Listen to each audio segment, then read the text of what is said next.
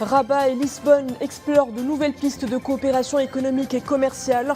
Le Forum économique Portugal-Maroc s'est achevé hier au cœur de la capitale portugaise, avec l'ambition de faire naître des partenariats innovants entre les opérateurs des deux rives, dans des secteurs clés comme l'industrie, les énergies renouvelables et le numérique.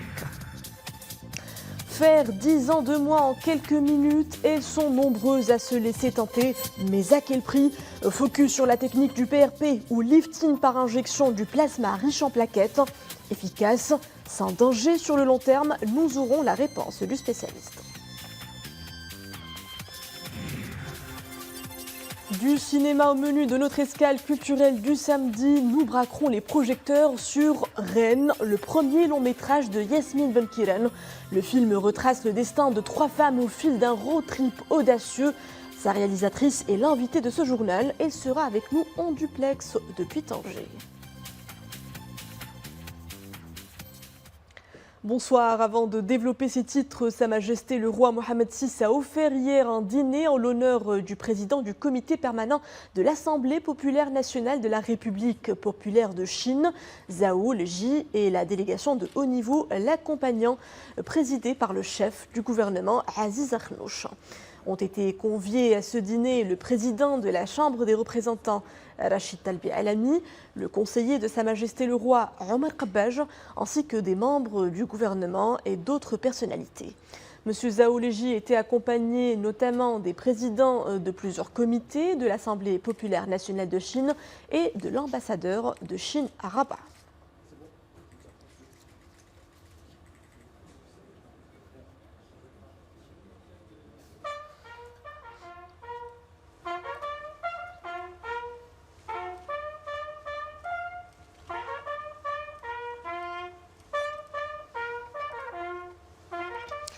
Direction à présent Lisbonne, où se sont déroulés hier les travaux du Forum économique Maroc-Portugal, un rendez-vous qui rassemble les opérateurs économiques des deux rives autour d'opportunités d'affaires et d'investissements communs.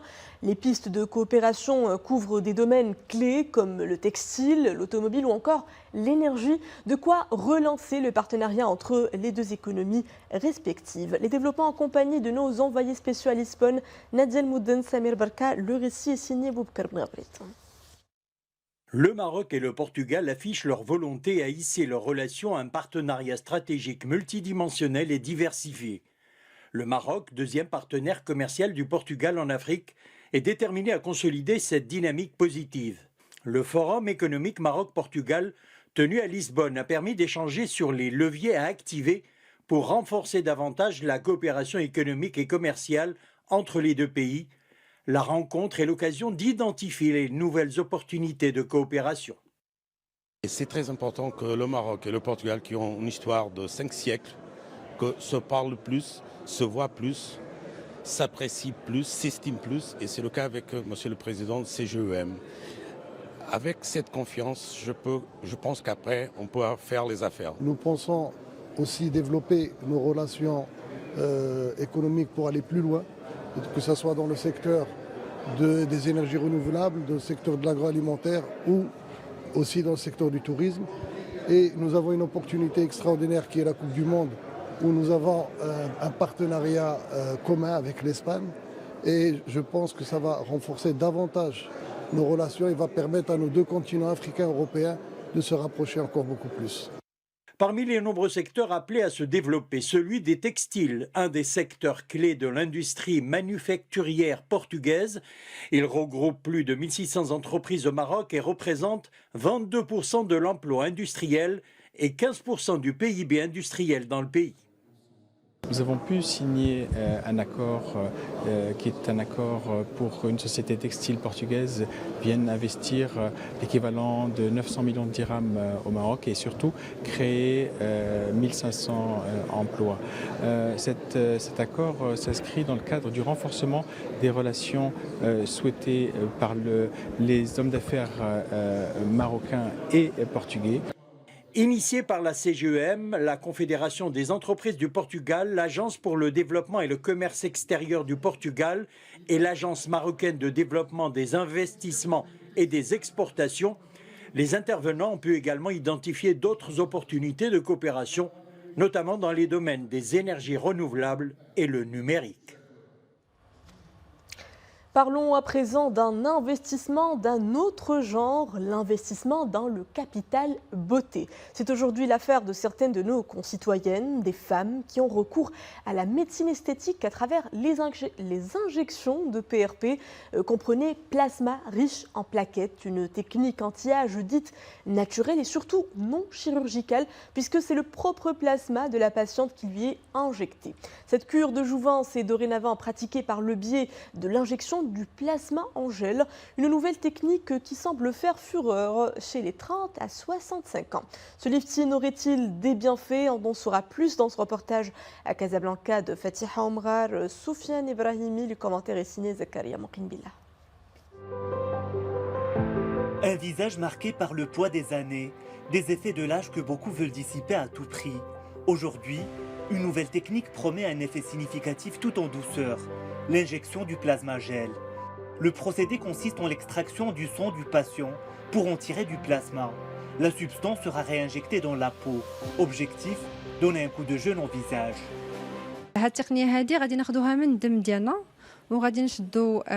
Cette technique se base sur l'extraction du plasma, qui est riche en éléments favorables à la croissance et en cellules souches.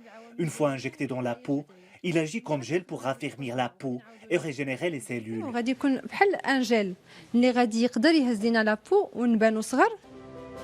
Une technique récente en pleine expansion. Grâce à sa facilité d'utilisation et à ses effets naturels, praticiens et professionnels sont de plus en plus nombreux à y adhérer.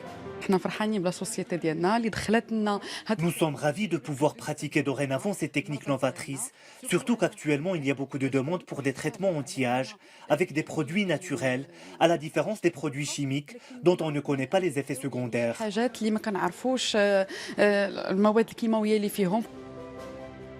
L'autre atout de ce procédé, il ne cause pas d'allergie. Une révolution dans le domaine du rajeunissement facial, disent les professionnels. On enchaîne avec notre escale culturelle de la semaine. Ce soir, on vous embarque dans un road trip féminin, un périple qui ponctue les péripéties d'un tout nouveau film.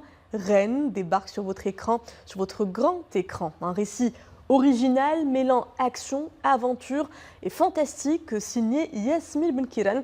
Pour son premier long métrage, la réalisatrice a réuni un casting féminin intrigant. Nisrine Radi, Nisrine Benchara et Rayhan Jaran, trois protagonistes qui incarnent les héroïnes du film plongé dans une mise en scène qui fait chavirer. Nisrine Avzdar nous en donne un avant-goût. Le décor est planté à Casablanca, ville d'action par excellence. Un trio de femmes y est poursuivi par la police. C'est ce qui donne le ton à ce long métrage captivant. Reine, c'est l'histoire d'une cavale pour les trois protagonistes qui écrivent leur légende en traversant les routes.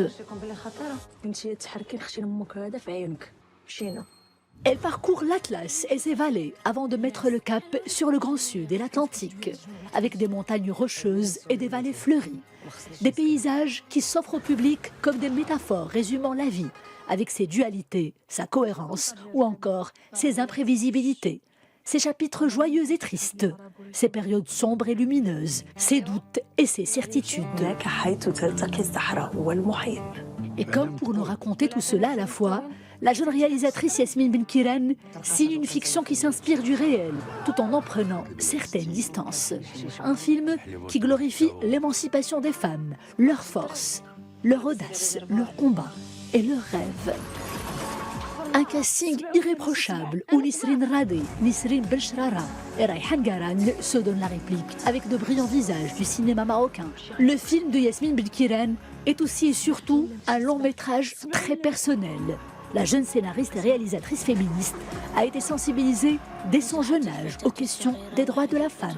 Écrire le script de Reine, le porter de bout en bout, donner chair à ses personnages était comme une évidence pour elle.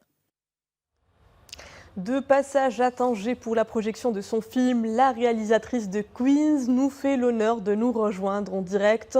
Yasmine Benkiran, bonsoir. Reine est votre premier long métrage et pour un baptême de feu, est-ce que pour vous la pression est à son comble ou bien vous êtes plutôt sereine maintenant que votre film a pris corps et qu'il s'apprête à sortir dans les salles obscures ?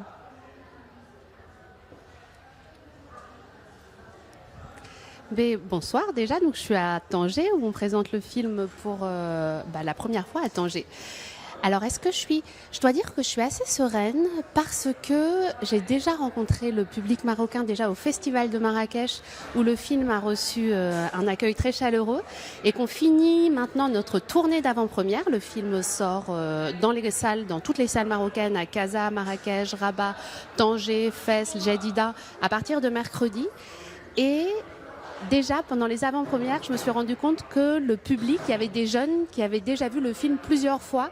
Donc c'est vrai que j'ai reçu beaucoup de chaleur et je suis très très impatiente et excitée, plus que stressée que de le sortir en salle, dans les salles nationales, donc mercredi. Yasmine Benkiran, vous avez choisi d'aborder la vie de 3 filles au destin un peu particulier. Pourquoi vous l'avez fait à travers un road movie? Ça s'est naturellement imposé parce qu'il est question d'une cavale ou est-ce pour d'autres raisons artistiques et philosophiques?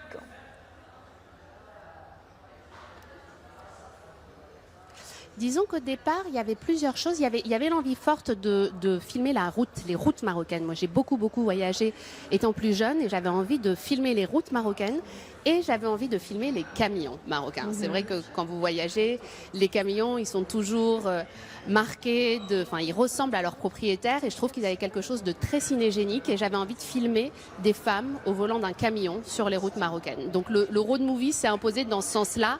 Et puis, quand on est sur la route, c'est vrai qu'il y a ce sentiment de liberté et que c'était assez logique finalement qu'un road movie parle de liberté. Justement, quelle a été votre source d'inspiration? Vos voyages pendant l'enfance, vous venez de le dire, et à l'âge adulte aussi, vous qui avez vécu à Paris, Buenos Aires, Londres et à San Francisco?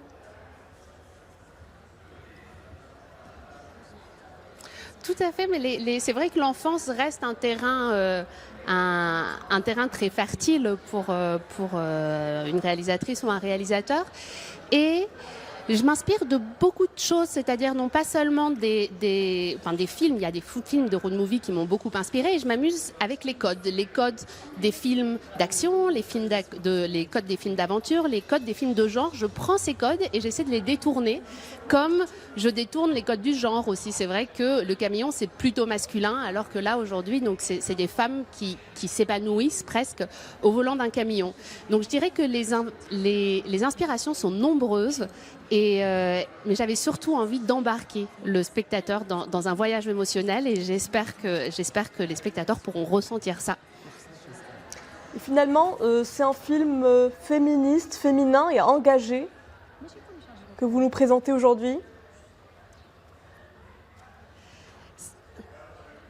C'est un film qui, pour moi, dans la vision qu'il propose de nouvelles représentations, de nouvelles représentations de femmes marocaines qui prennent le pouvoir. Et en ce sens-là, peut-être oui, effectivement, que la vision est engagée et que la vision est féministe, dans le sens où elle réfléchit aux représentations des femmes qu'elle propose.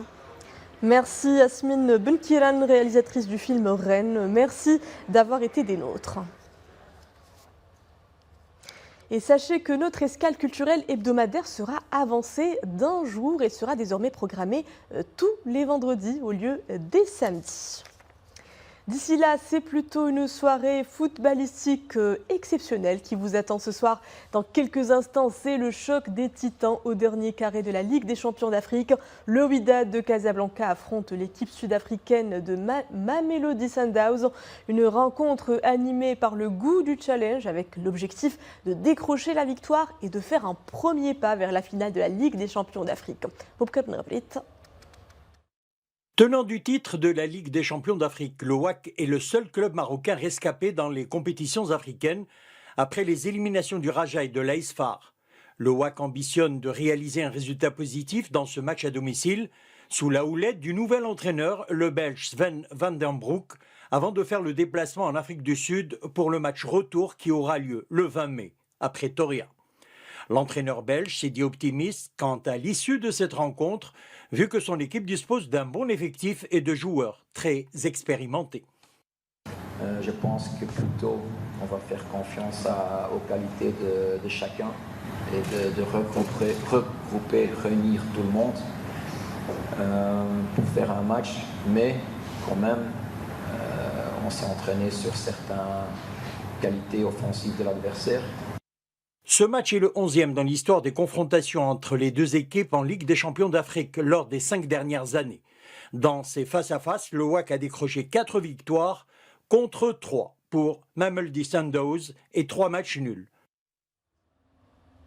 Nous souhaitons bonne chance aux Rouges et c'est ainsi que s'achève cette édition. Merci à vous de l'avoir suivi. À 21h, le retour de l'information avec le journal ICIA. Très belle suite des programmes à tous sur Al Oula.